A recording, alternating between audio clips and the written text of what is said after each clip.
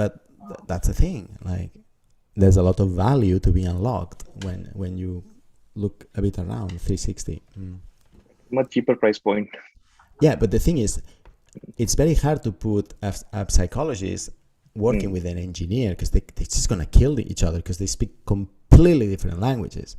So how you make that they don't kill each other?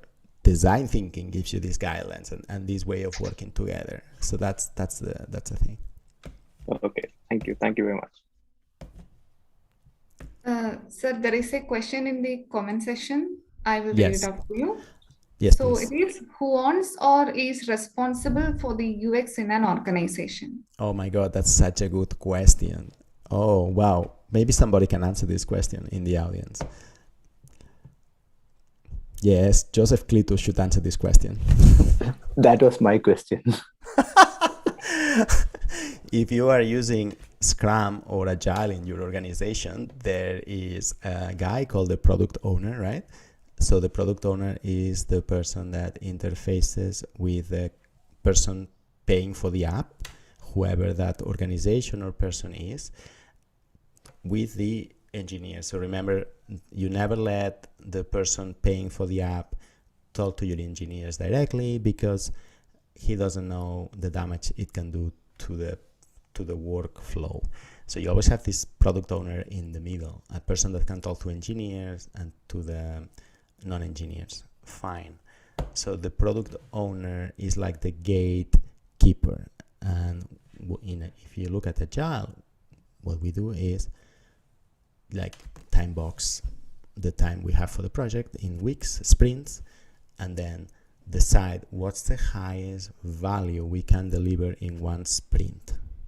And usually the person paying for the app wants everything. Like, I want this feature, and I want this feature. And the job of the product owner say, yes, but you can only have one for this sprint. Which one? And then once they decide, the product owner decides what goes into the sprint backlog. So I would say it's not about who is owning, it's like who is the gatekeeper. And of course in Agile, as you know, there's this sprint planning meeting where the developers, the product owner, and the Scrum Master, they gather and they have a meeting. Okay, what do we do? And the product owner is the voice of this customer or business analyst. Yeah. Great. Professor, one more question is, how do you test when you reach a scale, a product is already reached a scale, but you see the environment is changing, customers are changing. Maybe we want to introduce new features which is drastically different from what we have been traditionally offering. How do you test it at a scale? That's a very interesting question. How to evolve the product. And the interesting thing is, for example, there's a very interesting case about this, is the Meetup application for meetups. The Meetup application has been stuck in their design forever. And the reason it's stuck is not that they don't know how to change, is that they have a big user base that is used to the old design, which is horrible and terrible, but it works. And they cannot change it because they have so many customers used to the old one. And that's the drama of this, how to do these changes. I think if you look at Facebook, how they have evolved the Facebook application, they have done a great job. But you have also seen user revolts with, for example, Snapchat, when they change a little bit the interface, or even Instagram, yes? So this is a very delicate process that I don't have any good advice for you. Thank you. So we have, yeah. Okay. So we have another question by Gijo Joseph. So the question is, after the ideations, once we define the problem, can we be able to define the ROI too? What are the possible ways to calculate the ROI? Very interesting.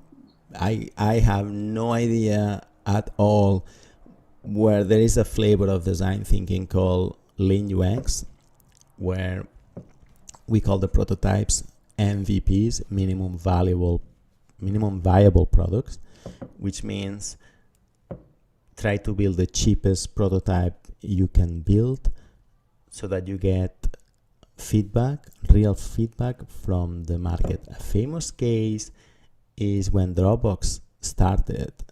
When Dropbox started, they didn't start building Dropbox right out from the beginning. What they did was they make a Photoshop video where somebody was seen using Dropbox as if it was working, but it was not working. It was all fake. It was Photoshop. And then they showed this video on a website called Hacker News, and they said, who wants to try this software? If you want to try it, send us an email. And I think they got like 4,000 emails in a couple of hours. That's a very good MVP, minimum viable product, that gives you an idea of how much market demand or market fit there is for your product without having to build it or spend a lot of time or money prototyping it.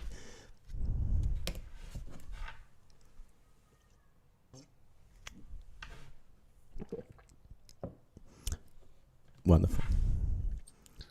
Professor, sorry, I've been asking a lot of questions. So how do you make traditional organizations understand the value of UX?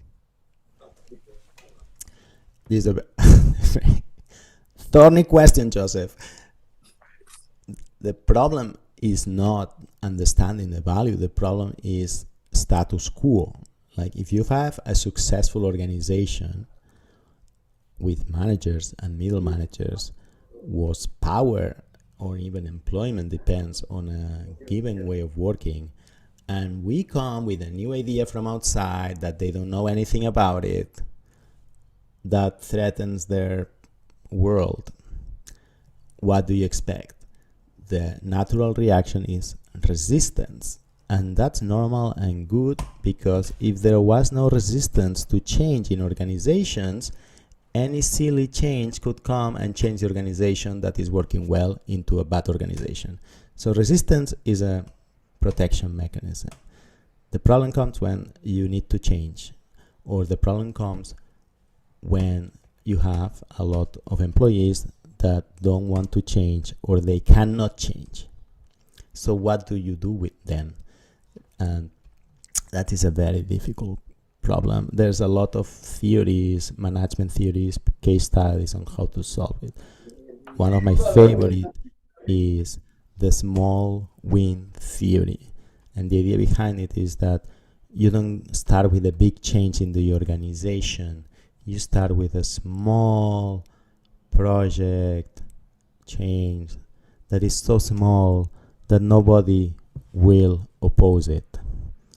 And then from there, you start having bigger and bigger changes. It's called a small win theory. I hope that helps. Yeah, perfect. Thank you. That helps. Wonderful. Any other questions?